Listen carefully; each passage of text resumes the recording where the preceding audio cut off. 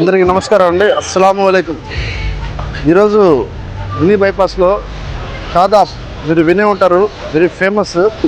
అదేవిధంగా గులాబ్ జామున్, ముత్తరంజన్ స్వీట్. నెల్లూరు ప్రజలందరూ ఈ హలీం పాయింట్కి వచ్చి సక్సెస్ చేయాలని కోరుకుంటున్నానండి. Thank you.